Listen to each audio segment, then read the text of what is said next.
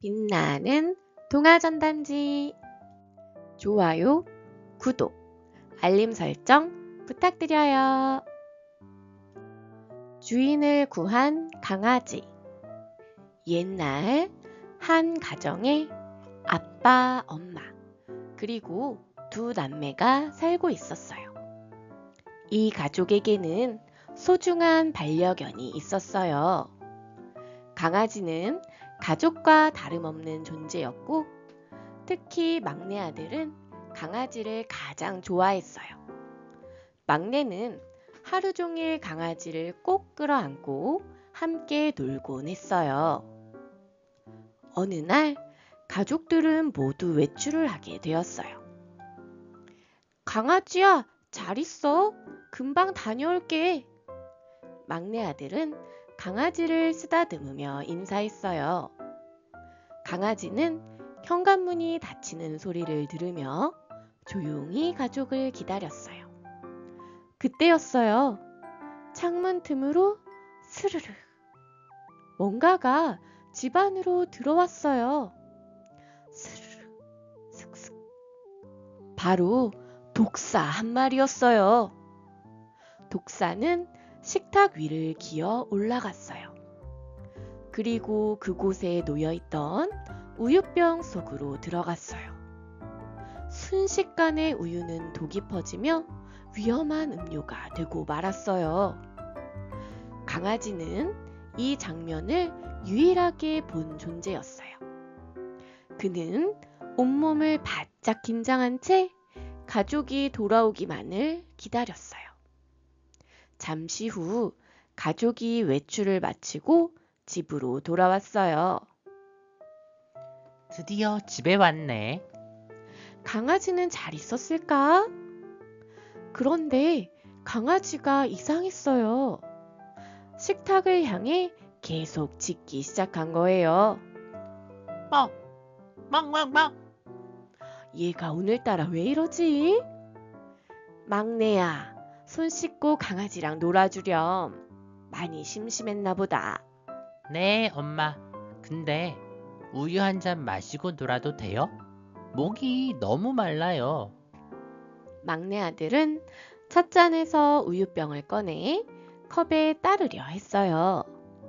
그때 강아지가 갑자기 점프하며 막내 아들에게 달려들었어요. 순간 아들은 깜짝 놀라 손에 들고 있던 우유병을 바닥에 떨어뜨렸어요. 우유가 와르르 바닥으로 쏟아져 흘러내렸어요. 막내 아들은 놀라서 엉엉 울었어요. 가족들은 강아지의 행동을 이해할 수 없었어요. 강아지가 오늘 왜 이러지? 아까운 우유도 다 쏟고 말이야. 하지만 강아지는 여전히 우유가 담긴 찻잔을 향해 짖었어요. 멍! 멍멍! 가족들은 여전히 강아지를 이상하게 바라볼 뿐이었어요. 강아지는 가족이 우유의 위험을 깨닫지 못한다는 걸 알았어요. 그래서 그는 결단을 내렸어요. 강아지는 바닥에 쏟아진 우유를 핥기 시작했어요. 아, 강아지가 배가 고팠나 보구나. 하지만 엄마의 말이 끝나기도 전에 강아지는 몸을 부들부들 떨기 시작하더니 곧 픽 하고 바닥에 쓰러졌어요. 강아지야, 왜 그래? 일어나! 이게 무슨 일이야? 갑자기 쓰러지다니. 가족들은 급히 우유병을 살펴보았어요. 그 안에는 죽은 독사가 들어있었어요. 이럴 수가. 이 우유에 독이 들어있었어. 그럼 강아지가 나 대신? 그제야 가족들은 강아지가 왜 그렇게 했는지 깨달았어요. 강아지는 사랑하는 가족을 지키기 위해 목숨을 걸었던 거예요. 엄마는 눈물을 흘리며 강아지를 꼭 안아주었어요. 우리 강아지, 우리를 지키려고 했던 거구나. 우리가 강아지를 오해했었어. 미안해. 가족들은 이제 영원히 강아지를 기억하며 감사한 마음으로 살게 되었답니다.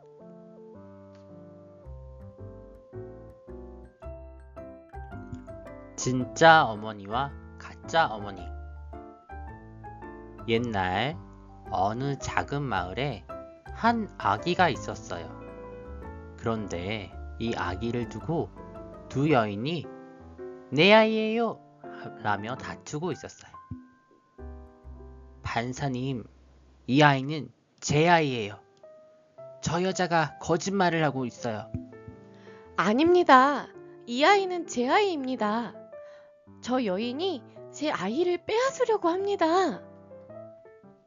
마을 사람들은 웅성웅성 소문을 퍼뜨렸어요. 대체 누구 말이 맞는 거지? 어떻게 진짜 어머니를 가려낼 수 있을까? 두 여인은 마을의 지혜로운 판사 앞에 섰어요. 판사는 두 여인을 차분히 바라봤어요. 판사는 잠시 생각하더니 무거운 목소리로 말했어요. 이 아이가 누구의 아이인지 알아내기 위해 시험을 해보겠다. 그러더니 판사는 병사에게 아기를 가운데 세우게 했어요. 너희 둘이 이 아이의 한쪽 팔을 각각 잡고 당겨라. 그리고 더 세게 당기는 사람이 아이를 가져가거라. 마을 사람들은 깜짝 놀랐어요. 어떻게 아이를 당겨서 어머니를 가린다는 거지? 아이가 다치면 어쩌려고? 두 여인은 각자의 손으로 아이의 팔을 잡았어요. 좋아요. 제가 꼭 이겨서 제 아이를 데려가겠어요. 하지만 아이가 아플 텐데. 판사의 신호에 맞춰 두 여인은 아이를 당기기 시작했어요. 하지만 갑자기 한 여인이 손을 놓아버렸어요. 안 돼요. 아이가 다칠 거예요.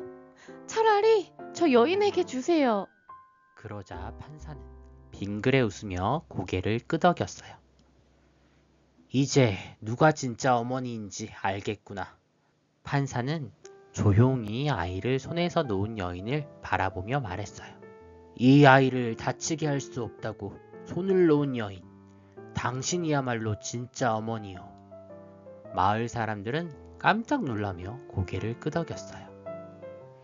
진짜 어머니는 아이를 해칠 수 없었구나. 아이를 지키려는 마음이야말로 진짜 어머니의 사랑이었어. 가짜 어머니는 얼굴이 빨개지며 고개를 숙였어요. 제가 거짓말을 했어요. 이 아이는 제 아이가 아닙니다. 그러자 판사는 단호하게 말했어요. 거짓은 오래가지 못한다. 앞으로는 정직하고 착한 마음으로 살아가거라. 진짜 어머니는 아이를 꼭 안아 올렸어요. 사랑하는 내 아기야. 이제 다시는 떨어지지 않을 거야. 마을 사람들은 기뻐하며 환호했어요. 정말 지혜로운 판결이었어. 진짜 어머니의 사랑이 가장 크다는 걸 알게 됐어. 진짜 어머니는 눈물을 흘리며 아이를 꼭 안고 집으로 돌아갔어요. 그리고 마을 사람들은 사랑은 무엇보다도 소중하다는 교훈을 마음에 새겼답니다. 삶은 달걀의 지혜. 옛날 어느 작은 마을에 야곱이라는 소년이 살았어요. 야곱은 똑똑했지만 늘 성급해서 실수를 많이 했어요. 어느 날 야곱은 시장에 갔다가 김이 모락모락 나는 삶은 달걀을 파는 노인을 보았어요. 따끈따끈한 삶은 달걀, 갓 삶은 달걀. 야곱은 배가 몹시 고팠어요. 그는 주머니에서 작은 동전을 꺼내 노인에게 건넸어요. 할아버지, 저도 삶은 달걀 하나 주세요. 노인은 방긋 웃으며 삶은 달걀 하나를 내밀었어요. 야곱은 달걀을 받자마자 바로 입에 넣고 한 입 깨물었어요. 아, 뜨거워! 야곱은 깜짝 놀라 손에서 달걀을 떨어뜨릴 뻔했어요. 급히 손바닥에 올려놓고 후후 불었어요. 그 모습을 본 노인은 미소를 지으며 말했어요. 허허, 야곱아, 넌 참 급하구나. 배가 너무 고팠어요. 빨리 먹고 싶었어요. 그렇구나. 하지만 뜨거운 달걀도 식혀서 먹어야 하듯 세상 일도 서두르면 실수하기 마련이지. 야곱은 노인의 말을 듣고도 여전히 갸우뚱했어요. 노인은 야곱에게 의자에 함께 앉자고 손짓했어요. 그리고 달걀을 살짝 두드려 껍질을 벗기기 시작했어요. 이 달걀을 보렴. 겉은 단단하지만 안은 부드럽지. 사람도 마찬가지란다. 겉모습만 보고 판단하지 말고 그 속을 들여다볼 줄 알아야 해. 야곱은 노인의 손을 바라보며 조용히 고개를 끄덕였어요. 또한 삶은 달걀을 너무 급히 먹으면 어떻게 되지? 뜨거워서 입을 대거나 떨어뜨릴 수도 있어요. 바로 그거란다. 너무 급하게 서두르면 오히려 손해를 보게 되지. 야곱은 문득 예전에 시험을 급하게 풀다가 실수를 했던 일이 떠올랐어요. 그럼 무슨 일이든 조급해하지 않고 차근차근 해야겠네요. 그렇지. 그리고 한 가지 더. 노인은 삶은 달걀의 껍질을 완전히 벗기며 말을 이었어요. 이처럼 시간이 지나고 기다리면 달걀 껍질이 쉽게 벗겨지듯 좋은 결과를 얻을 수 있단다. 야곱은 신기한 듯 깨끗해진 달걀을 바라보며 깊이 생각했어요. 그날 이후 야곱은 무엇이든 서두르지 않고 차분하게 하기로 결심했어요. 시험을 볼 때는 급하게 풀지 않고 차분히 문제를 읽었어요. 아버지를 도울 때는 성급하게 움직이지 않고 신중하게 일했어요. 친구들과 놀 때도 조급하게 화내지 않고 한 번 더 생각하고 말했어요. 며칠 뒤 야곱은 다시 시장에서 노인을 만났어요. 할아버지, 저 이제 급하게 행동하지 않아요. 오호, 그래? 그럼 이제 삶은 달걀도 천천히 먹을 수 있겠구나. 네, 그리고 노력하고 기다리면 좋은 결과가 온다는 것도 배웠어요. 노인은 흐뭇하게 웃으며 따뜻한 삶은 달걀 하나를 내밀었어요. 그럼 오늘도 천천히 맛있게 먹어보렴. 야곱은 미소를 지으며 삶은 달걀을 손에 꼭 쥐었어요. 그리고 이번에는 뜨겁다고 서둘러 깨물지 않았어요. 가장 소중한 것. 옛날 지혜롭고 인자한 왕이 다스리는 작은 나라가 있었어요. 왕은 백성들을 사랑했고 언제나 올바른 길을 찾기 위해 노력했어요. 어느 날 왕은 신하들과 이야기를 나누다가 궁금한 것이 생겼어요. 이 세상에서 가장 소중한 것이 무엇일까? 왕은 모든 사람에게 물어보기로 했어요. 왕은 신하들에게 질문했어요. 너희는 무엇이 가장 소중하다고 생각하느냐? 첫 번째 신하가 대답했어요. 폐하, 가장 소중한 것은 돈입니다. 돈이 있어야 맛있는 음식을 먹고 좋은 집에서 살 수 있습니다. 두 번째 신하가 말했어요. 아닙니다, 폐하. 가장 소중한 것은 권력입니다. 힘이 있어야 원하는 것을 가질 수 있습니다. 세 번째 신하는 이렇게 말했어요. 폐하, 가장 소중한 것은 명예입니다. 좋은 이름을 남겨야 사람들에게 존경받을 수 있습니다. 왕은 신하들의 말을 들으며 생각했어요. 과연 돈과 권력과 명예가 가장 소중한 것일까? 그날 밤 왕은 세 아들을 불러 모았어요. 얘들아, 너희에게 특별한 임무를 주겠다. 이 나라를 떠나 여행을 하라. 그리고 가장 소중한 것이 무엇인지 찾아오너라. 세 왕자는 아버지의 명을 받고 여행을 떠났어요. 첫째 왕자는 커다란 시장이 있는 나라로 갔어요. 그곳에서 그는 많은 돈을 가진 상인을 만났어요. 돈이 많으면 원하는 것은 뭐든 살 수 있지. 첫째 왕자는 감탄하며 많은 돈을 모았어요. 이제야 가장 소중한 것을 찾았어. 아버지께 가져가야지. 둘째 왕자는 강한 군대가 있는 나라로 갔어요. 그곳에서 그는 강력한 장군을 만났어요. 힘이 있으면 누구나 따르게 된다. 세상에서 가장 소중한 것은 권력이지. 둘째 왕자는 칼과 갑옷을 챙기며 말했어요. 이제야 가장 소중한 것을 찾았어. 아버지께 가져가야지. 막내 왕자는 여행을 하다가 가난한 마을에 도착했어요. 그곳에서 한 노인을 도와주는 아이를 보았어요. 할아버지, 제가 물을 떠올게요. 고맙구나, 착한 아이야. 왕자는 궁금해서 아이에게 물었어요. 저는 가진 것이 없지만 할아버지를 도울 수 있어서 행복해요. 막내 왕자는 가슴이 따뜻해졌어요. 이제야 가장 소중한 것을 찾았어. 새 왕자는 돌아와서 왕 앞에 섰어요. 얘들아, 무엇이 가장 소중한 것이더냐? 첫째 왕자가 말했어요. 돈이 가장 소중합니다. 돈이 있어야 원하는 것을 가질 수 있습니다. 둘째 왕자가 말했어요.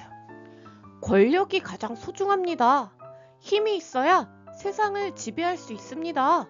막내 왕자가 조용히 웃으며 말했어요.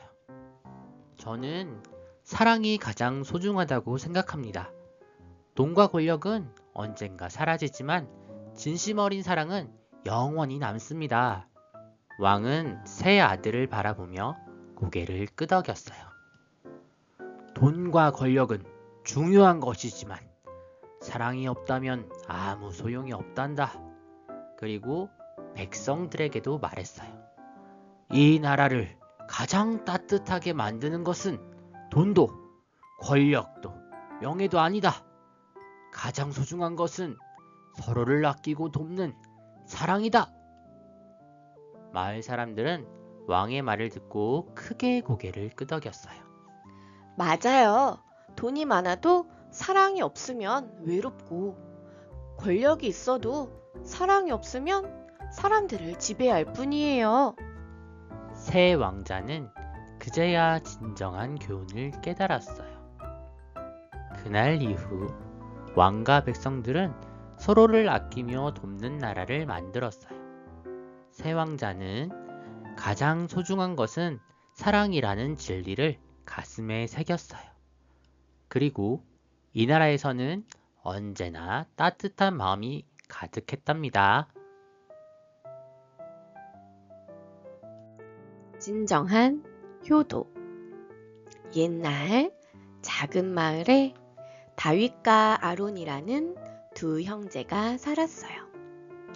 형 다윗은 부지런하고 성실했지만 아론은 겉으로만 착한 척하며 부모님께 잘하는 척했어요.